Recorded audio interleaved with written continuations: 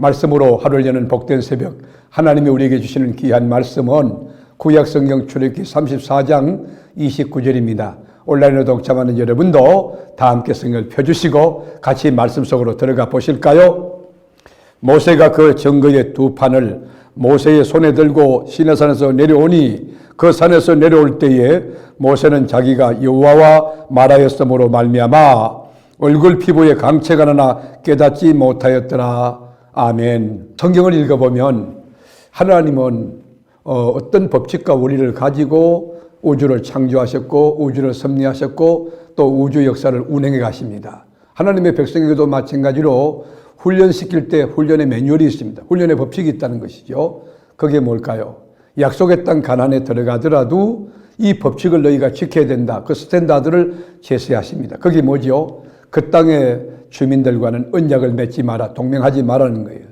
동맹을 맺으면 결국은 그것이 덫이 되고 올무가 되고 그것이 큰 위협이 된다는 것입니다. 나중에 그것에 걸려가지고 믿음의 진전도 못하고 앞으로도 나가지 못하고 옆으로도 움직일 수 없는 그런 자가당착의 그런 상황이 벌어진다는 것을 하나님이 아시고 가나안 땅의 거민들과 동맹을 맺지 말라 말씀했어요. 그 땅에 들어가면 우상제단을 다 깨부수고 돌기둥도 깨뜨리고 아세라 세신도 찍어버리고 오직 하나님만을 경외하라 그렇게 말씀하십니다. 만일 우상을 섬기는 것은 하나님을 배반하는 것이고 하나님 등에다가 칼을 꼽는 것이고 하나님의 은혜를 배반하는 것이기 때문에 하나님의 축복과 역사와 은혜가 있을 수 없다는 것입니다. 여러분 여기에서 주는 메시지가 뭘까요? 우리 그리스도인은 순수해야 된다는 거예요. 혼합주의 영성 가져서 안 된다는 것이 하나님과 마귀를 같이 개마야 섬길 수 없는 것이에요. 오직 하나님만 섬기라는 것이에요. 고린도후서 6장 14절에 보면 너희는 믿지 않는 자와 멍에를 함께 매지 말라. 의와 불법이 어찌 함께 하겠으며 빛과 어둠이 어찌 사귀며 그리스도와 벨리알이 어찌 조화되며 믿는 자와 믿지 않는 자가 어찌 상관하며. 여러분 이게 세상 논리로 보면 사람이 융통성도 없고 좀 합리성도 없고 사회성도 부족하다 그렇게 느낄 수 있지만은 하나님의 백성은 구별된 것입니다. 생각이 구별됩니다. 말이 구별됩니다. 먹는 게 구별됩니다. 앉고 서는 것이 구별된 것입니다. 하나님이 어떤 분입니까? 하나님은 여러분 순수하신 분인데 질투하시는 거예요. 우리가 14절 보면 너는 다른 신에게 절하지 말라. 여호와는 질투라 하는 이름, 질투라 하는 이름, 그 질투의 하나님의 시민이라. 하나님은 질투한다는 것이에요. 오직 하나님만을 경외하고 바라보고 믿고 그분을 찬송하고 그분을 경외하며 나가기를 원하시는 것이에요. 약속의 땅 가나안에 들어갔다 할지라도 하나님의 백성이 정체성을 잃어버리고 신앙의 본질을 잃어버린다고 하면 죽음의 덫에 멸망의 덫에 걸리고 만다는 것입니다. 하나님께서는 마땅히 받으셔야 될 영광을 이제 받기를 원하시는데 우리가 어느 곳에 있든지 하나님이 기뻐하는 참된 믿음을 가지고 찬송하며 경외하고 그리고 기도하며 주님과 교통하고 교제하고 하나님만을 믿는 그런 신앙을 가져야 된다는 것입니다. 그리고 또한 3대 절기 무교절과 칠제절과 수장절, 유월절, 오순절, 장막절 지키라고 명령했지 않습니까? 여러분 절기라고 하는 뜻이 뭐예요? 하나님이 정해진 시간표, 스케줄, 약속이란 말이에요. 그 속에 숨겨진 엄청난 비밀이 있어요. 그러므로 우리가 맥주절을 지키든지 추수감사 지키든지 여러분 절기를 귀하게 여기는 것인데 여러분 주님의 이름이 있는 교회에서 온 가족들이 다 모여서 고아와 가부와 외국인 노동자와 그리고 탈북하신 우리 북한 동포들과 이 지극히 작은 자들과 함께 기쁨으로 그리고 힘을 다하여 예물을 드리면서 이 절기를 지키라는 것이죠. 여러분 모세도 보십시오. 모세가 두 번째 그 시내산에 40주야 머물면서 이 하나님의 말씀을 받을 때 말이에요.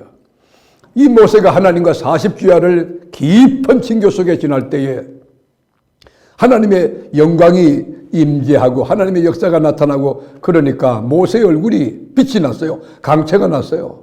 여러분 달이 별빛이 태양빛을 받아서 번쩍거리는 것처럼 모세가 하나님을 대면하여 여러분 하나님의 음성을 듣고 역사할 때에 얼굴에 막 강체가 바라는데 너무 기가 막히니까 감히 백성들이 그 얼굴이 너무 건이 있고 너무 엄숙하고 막 그래가지고 가까이 오지 못했다는 것이잖아요.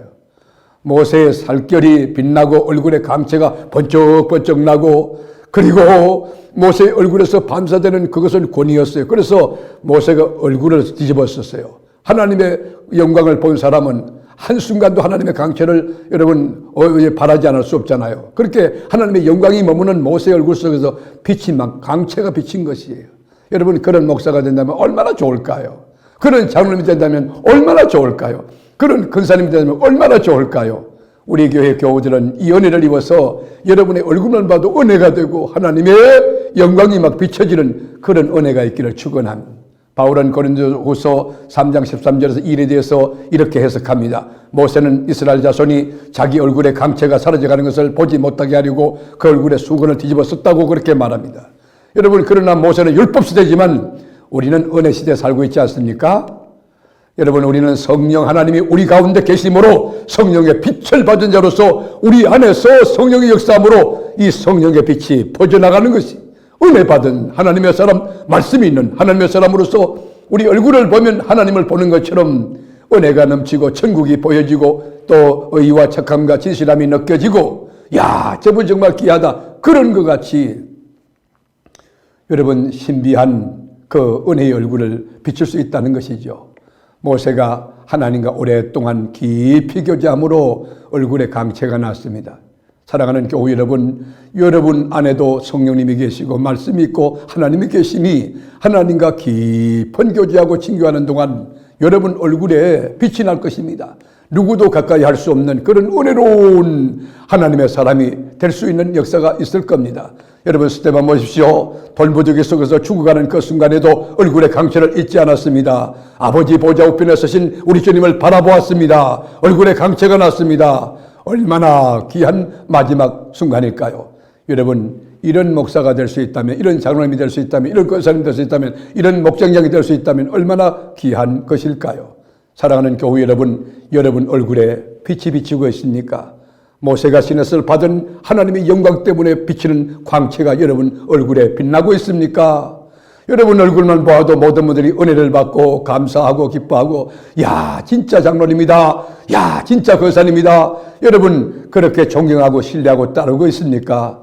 사랑하는 교우 여러분, 성령의 능력으로 살아가는 여러분 안에 계신 성령께서 밖으로 빛을 비추시되 은혜의 빛이 비치고 사랑의 빛이 비치고 겸손의 빛이 비치고 소망의 빛이 비치고 여러분 감격의 빛이 비추는 그런 얼굴, 지금부터 천국 가는 그날까지 비추며 살아가는 복된 역사 있기를 주님의 이름으로 축복합니다. 기도하겠습니다. 주님, 모세가 우리와 같은 성정 가진 사람이지만 하나님과 40주야 깊은 교제와 친교할 때에 얼굴에 광채가 빛났습니다. 우리에게도 성령님 계시오니 하나님의 말씀이 있으니 하나님의 임재가 우리 가운데 있으니 세상 끝날까지 주님이 나와 함께 하시니 얼굴에 은혜의 빛이 확 비치는 광채가 있게 하여 주옵소서. 오늘도 하나님께서 우리를 지배하여 하나님의 통치 가운데 하나님의 역사, 하나님의 뜻, 하나님의 나라, 하나님의 영광이 드러나는 복된 삶을 살게 하여 주옵소서. 예수님의 존귀하신 이름으로 간절히 기도하옵나이다. 아멘.